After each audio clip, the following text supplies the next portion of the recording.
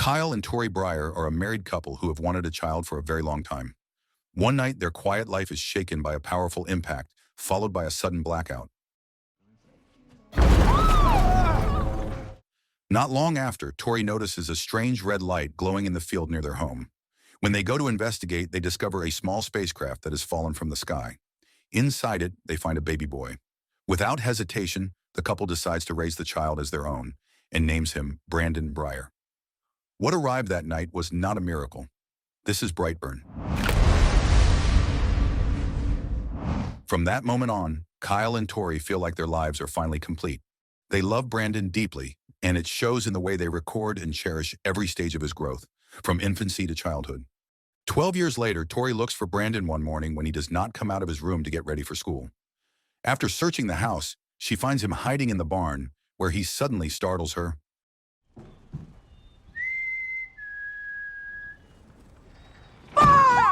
Oh, you totally got me!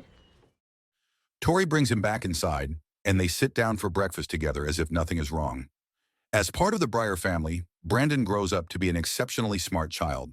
At school, he impresses his teachers with detailed answers, but his intelligence also makes him a target for bullying. The only one who stands up for him is his classmate Caitlin, who calls him a genius and says that geniuses are destined to rule the world. Her words give Brandon a new sense of confidence. That night, something unsettling happens. Brandon suffers a seizure in his sleep and, while unconscious, walks out of the house toward the barn, drawn by the same red glow. At the same time, Tori, who is painting, feels that something is wrong outside. When she goes to check, she sees a fast-moving figure and discovers Brandon trying to open a hidden door beneath the barn. Brandon?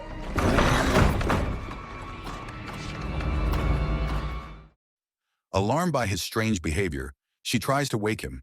When Brandon finally comes to his senses, he looks confused and terrified. Tori comforts him, believing he was sleepwalking. Brandon explains that he heard voices in his head and only realized where he was after waking up. Worried for her son, Tori brings him back inside and stays with him until he falls asleep again. The next day, Kyle teaches Brandon some basic carpentry and asks him to mow the lawn. When the lawnmower refuses to start, Brandon accidentally throws it high into the air. Sensing that something about him has changed since the night before, Brandon dares to place his hand into the spinning blade. Damn it.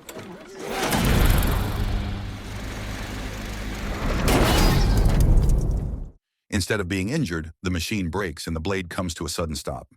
That evening, the Breyer family celebrates Brandon's birthday at a restaurant with Marilee and Noah. During dinner, Noah gives Brandon a hunting rifle as a gift.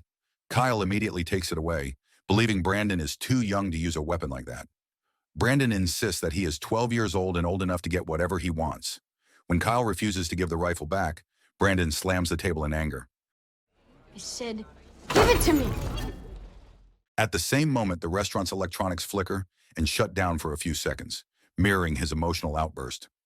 Kyle becomes furious and tries to force Brandon to leave, but Brandon refuses. Tori steps in to calm him down, and the family decides to end the celebration early. Marilee apologizes to Tori, knowing that Brandon's birthday, which should have been joyful, has instead turned tense because of the gift from Noah. Back at home, Tori tries to calm her husband, who is clearly unsettled by Brandon's recent behavior. She suggests that Brandon might simply be going through puberty, a phase that can make kids more rebellious and unpredictable. Believing that their son needs more care and attention, Tori and Kyle agree to take Brandon on a camping trip. The next morning during breakfast, Kyle notices something disturbing. Brandon is biting down on a fork so hard that it bends. Brandon seems completely unaware of what he is doing, and when Kyle pulls the fork away, Brandon looks shocked and confused. Later, while tidying up Brandon's room, Tori and Kyle stumble upon one of his notebooks. Inside, they find drawings of women and illustrations of female anatomy. At first, they brush it off as something normal for a boy his age, but then they come across photos of human organs, which feels deeply unsettling. Realizing that their son's interests have taken a dark turn, they decide it is time for a serious talk during their camping trip. Out in the woods while hunting, Kyle gives Brandon a heartfelt talk about growing up in relationships. Brandon listens quietly and seems to take every word seriously. That night, Tori wakes up and realizes Brandon is no longer in the tent. Panicked, she rushes into the forest to look for him, only to be startled when Brandon suddenly appears behind her. didn't mean to. I was just taking a pee. At the same time, Caitlin wakes up at home when her laptop suddenly turns on by itself and starts playing a song. She quickly shuts it off, but as she lies back down, the laptop opens again and plays the same music. Terrified, Caitlin stacks books on top of it, unaware that Brandon has snuck into her house and is watching her from outside the window. She screams and calls for her mother, Erica, who immediately checks the window but finds no one there. Even so, Caitlin insists that she saw Brandon watching her. On another night, Kyle is about to put away the hunting rifle from Noah when he hears strange noises coming from the chicken coop. He grabs the rifle and rushes outside, shocked to find Brandon standing nearby at 3 in the morning. Kyle sends him back to bed, but not long after he wakes up again to unsettling sounds.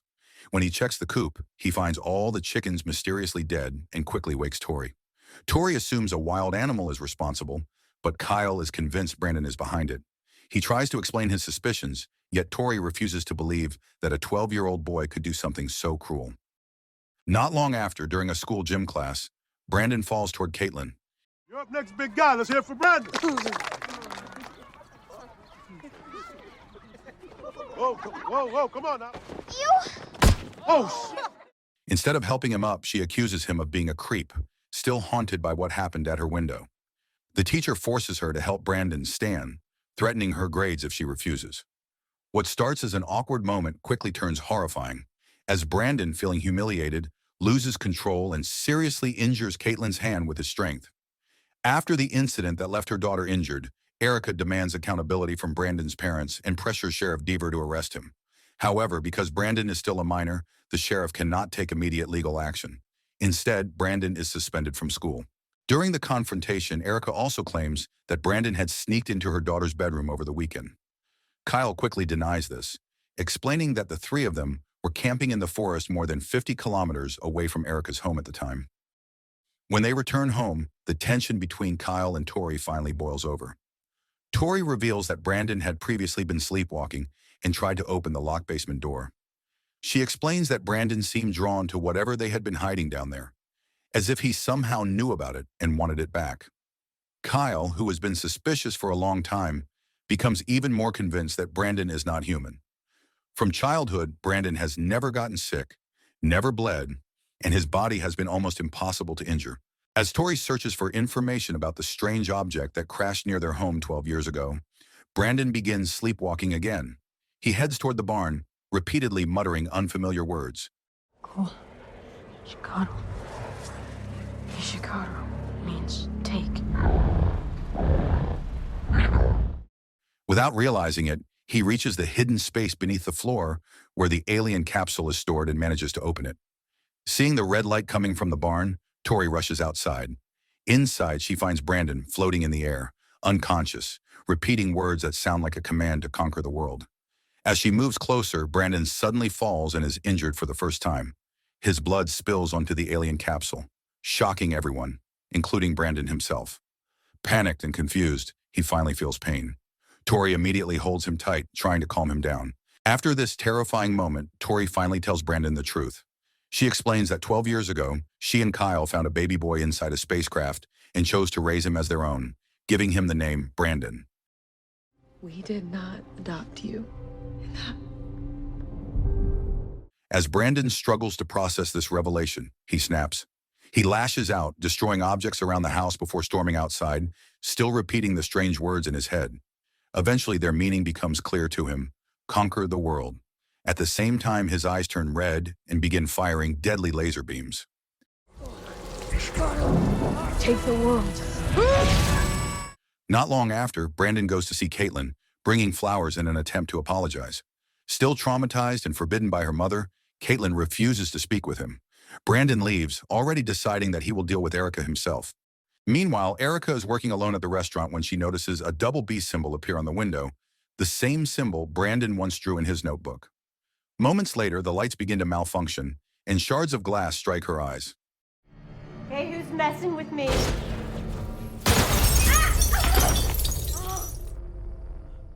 Brandon then appears, wearing a costume to hide his identity. Erica grabs a baseball bat and hides inside a storage locker, but Brandon melts the metal door with his laser vision and attacks her.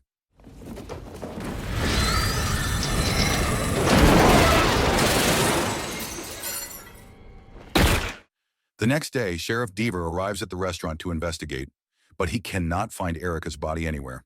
The only thing left behind is the double B symbol drawn all over the restaurant's windows. Elsewhere, Marilee, who works as the school counselor at Brandon's school, holds a counseling session related to the incident that injured Caitlin's hand. She tries to assess whether Brandon feels any regret for what he did, but he shows none at all. This response deeply shocks Marilee, as she never imagined a child could lack empathy toward a classmate. She explains that she is required to report the session to the school, Brandon's parents, and Sheriff Deaver, and urges Brandon to think carefully about the consequences of his actions. That night, as Marilee is getting ready to rest, her security system detects suspicious noises behind the house. Alert. Motion backyard. But she finds no one outside. Not long after, Brandon shows up at her door. He tries to convince her not to report anything to the school, his parents, or the sheriff, claiming he does not want to cause trouble for anyone. Beneath his words is a clear threat. Marilee refuses to back down. She firmly rejects his request, stands by her decision to tell the truth, and sends him away. After she goes to her bedroom, Brandon quietly sneaks back into the house.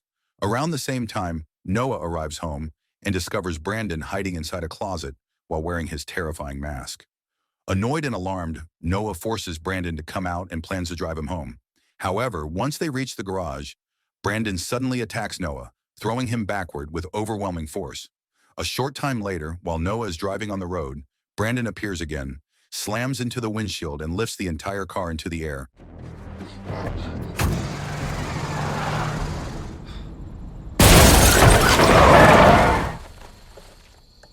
Nope.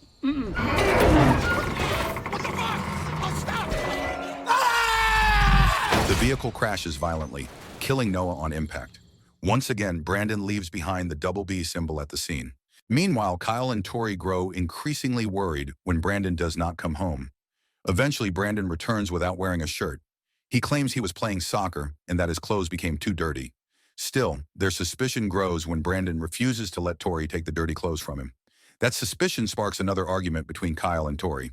They both know Brandon is lying, but they are unsure how to deal with his increasingly disturbing behavior.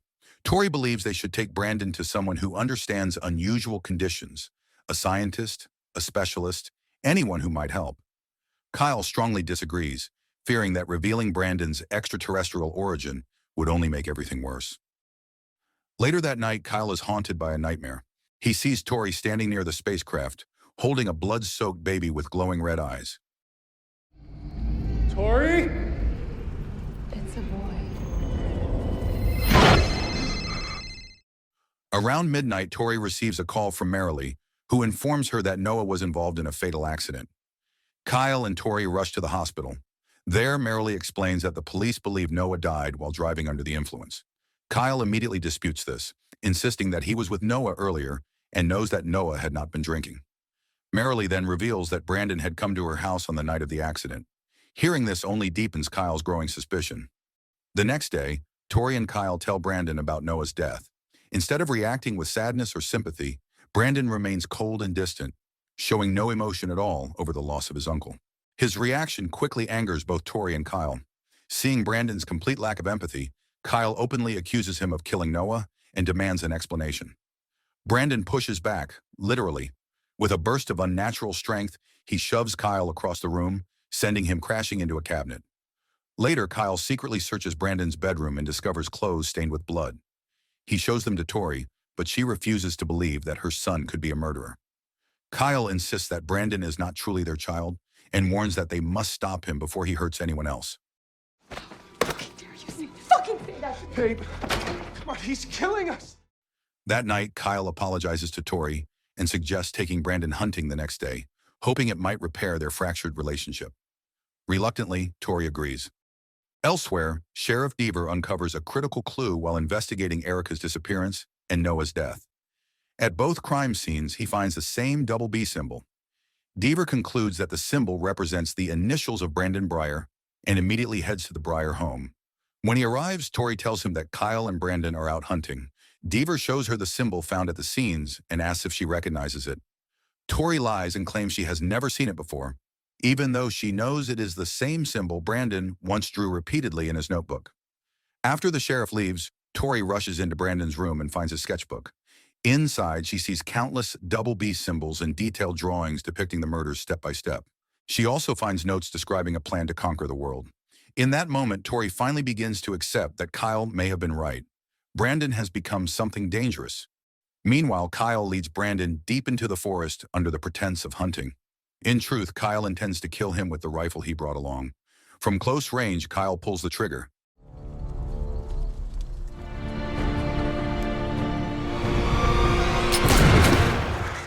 But the bullet simply bounces off the back of Brandon's head. When Kyle tries to fire again, Brandon suddenly vanishes. Terrified, Kyle attempts to flee, but Brandon returns from above, now wearing his terrifying mask. Realizing his father tried to kill him, Brandon retaliates without hesitation and kills Kyle using his laser vision.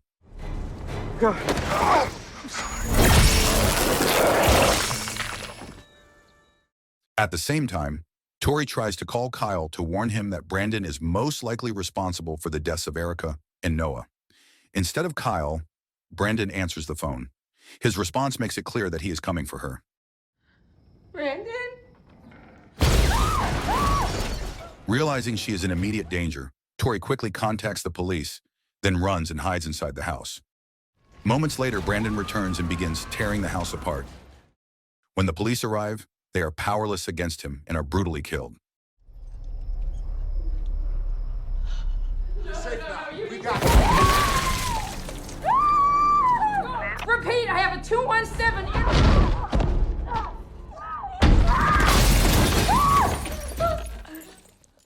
While hiding, Tori remembers that the spacecraft which crashed years ago was the one thing capable of hurting Brandon. She escapes through a window, runs to the barn, and discovers Erica's body.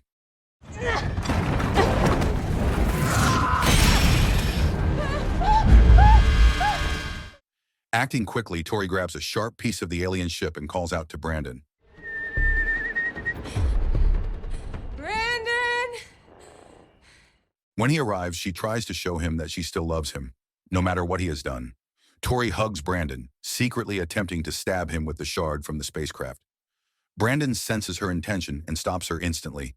In retaliation, he lifts Tori high into the air and drops her from a deadly height, killing her as a commercial airplane passes overhead. Soon after, Brandon brings the plane crashing down onto the Breyer home, covering up the murder and destroying the last piece of evidence that could harm him. The next day, police and media swarm the crash site. The entire Breyer family is declared dead, and Brandon is reported as the sole survivor of the plane crash.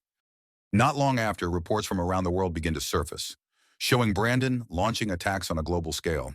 The media gives him a new name, Brightburn. In another broadcast, a conspiracy theorist known as Big T claims that Brightburn is not the only superpowered being on Earth and urges humanity to act before it is too late.